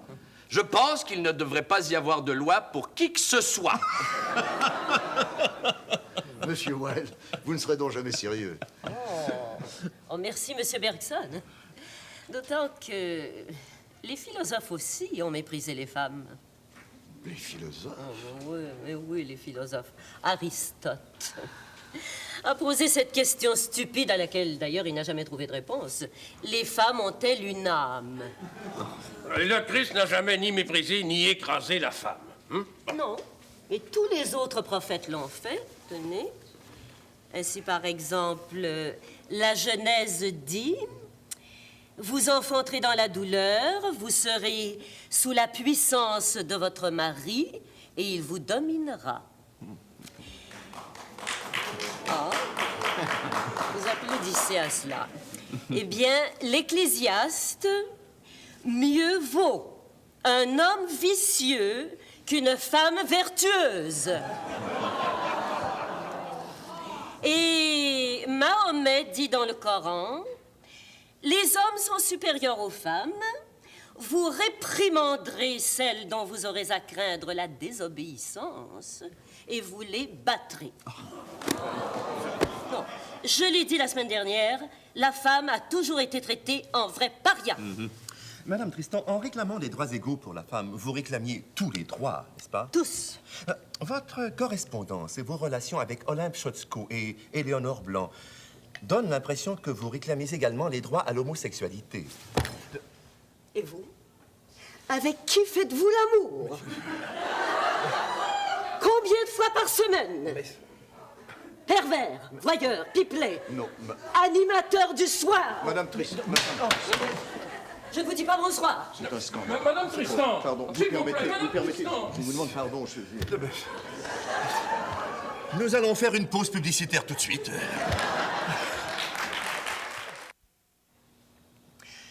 Monsieur Wilde, je voudrais que nous parlions de votre vie privée. J'aurais bien aimé en avoir une. Oui. C'est vrai que votre vie privée, d'abord de votre plein gré et plus tard contre votre gré, a été publique. En effet, Alors, parlons de votre vie publique. comme vous voulez. Vous vous êtes fiancé avec Constance Lloyd. Pourquoi? Elle ne parlait jamais et je me demandais ce qu'elle pensait. Et puis vous l'avez épousée. Un homme peut être heureux avec une femme à condition de ne pas l'aimer. Mais vous l'aimiez. Comme un fou. Quand je m'absentais, nous nous télégraphions 2 fois par jour. Et puis vous avez eu des enfants. Oui, 2 fils, Cyril et Vivian. Et puis, vous vous êtes moins bien compris. Les femmes sont faites pour être aimées, pas pour être comprises. Et finalement, ça n'a plus du tout marché. La différence entre un caprice et un amour éternel, c'est que le caprice dure un peu plus longtemps. Quelques années plus tard, on vous a fait un procès pour homosexualité. J'ai plaidé non coupable. Oui, mais vous n'avez pas nié. Je n'étais pas coupable. Voici une photo de vous à l'âge de 2 ans, habillée en fille. C'est ce que toutes les mères faisaient en Irlande pour ne pas se faire enlever leur fils par les méchantes filles qui n'enlevaient que les garçons. J'ai ici copie de votre procès. Alors, je vais vous poser quelques-unes des questions de l'avocat de la couronne. Bon, voilà. Voici une lettre que vous avez écrite au jeune Lord Alfred Douglas, le poème en prose. Je me souviens. Oui. Est-ce une lettre ordinaire? Et vous avez répondu... Tout ce que j'écris est extraordinaire. Alors, pourquoi un homme de 40 ans s'adresse-t-il à un garçon de 20 ans avec les mots « mon petit à moi » J'avais de l'affection pour lui, j'en ai toujours eu. Alors, que pensez-vous de votre lettre? C'est un poème, une œuvre d'art. Oui, mais l'art mis à part. Je ne mets jamais l'art à part. Quelle est la valeur artistique de « Tes lèvres pétales de rose rouge Cela dépend beaucoup de la façon dont c'est lu. Ta petite âme dorée poursuit son chemin entre la passion et la poésie. Est-ce une belle phrase? Pas de la façon dont vous l'avez lu. Si cette lettre n'avait pas été écrite par un artiste, la trouveriez-vous normale? Mais seul un artiste pouvait l'écrire. C'est une lettre exceptionnelle. Pardon, unique. C'était là le ton habituel de votre correspondance? Non. Avez-vous écrit de nombreuses lettres du même style? Je ne me répète jamais en matière de style. Vous aviez une chambre à votre club de l'hôtel Albemarle. Oui, Vous y avez invité un beau jeune homme nommé Edward Shelley. en effet. Est-ce que c'était pour des réjouissances intellectuelles? Pour lui, sûrement. Quel âge avait-il? Oh, je ne sais pas, je n'effectue pas de recensement. Était-il bien élevé? L'éducation dépend toujours du point de vue auquel on se place. Avez-vous bu? Oui, Quoi? du champagne. Il y en avait beaucoup. Ah, je ne l'ai pas forcé à boire. Mais vous n'avez pas rationné. Un homme du monde ne rationne jamais ses invités. Vous en avez bu, vous aussi. Oui, malgré la défense de mon médecin. Laissez faire votre médecin. C'est toujours ce que je fais. On dit que ce jeune homme habitait à 20 minutes de votre hôtel. Je ne sais pas, je ne marche jamais. Vous alliez toujours chez les gens en fiacre. Toujours. Il me semble qu'il habitait un quartier mal famé. Je ne sais pas, je sais seulement que c'était tout près du Parlement. Monsieur Wilde, malgré votre habileté et l'esprit de vos réponses, vous avez été trouvé coupable d'homosexualité et condamné à 2 ans de prison avec travaux forcés. J'ai plaidé non coupable. Mais vous avez été condamné. Je n'étais pas coupable, je n'ai pas nié. J'ai seulement dit que je n'étais pas coupable. Coupable ou non n'est pas une question de fait, mais de morale. De mon point de vue, il n'y avait pas de culpabilité. Alors pourquoi vous a-t-on condamné? Parce que j'étais célèbre. C'est une infamie bestiale de m'avoir envoyé en prison pour des infractions qui, dans tous les pays civilisés, étaient considérées comme des problèmes pathologiques à faire traiter médicalement. Mais aujourd'hui, dans la plupart des pays civilisés, ni la loi ni la médecine ne s'occupent de l'homosexualité, qu'ils ne les regardent pas pourvu qu'il s'agisse d'adultes consentants dans un lieu privé. Mieux vaut tard que jamais. Ouais, hélas. Oh, avez-vous quelque chose à dire de votre séjour en prison? Là-dessus, j'ai écrit 2 œuvres, La Ballade de la geôle de Reading et De Profundis. Mais je peux vous dire succinctement que ce ne sont pas les prisonniers qu'il faut réformer, mais les prisons. Monsieur Wilde, merci de votre présence, de votre esprit et de votre franchise. Arrêtez, vous allez finir par me faire rougir. Oh, ce n'est pas un danger imminent. Hein? Je vais remercier nos autres invités après vous avoir remercié, cher public en studio et chers téléspectateurs. Bonsoir, au revoir.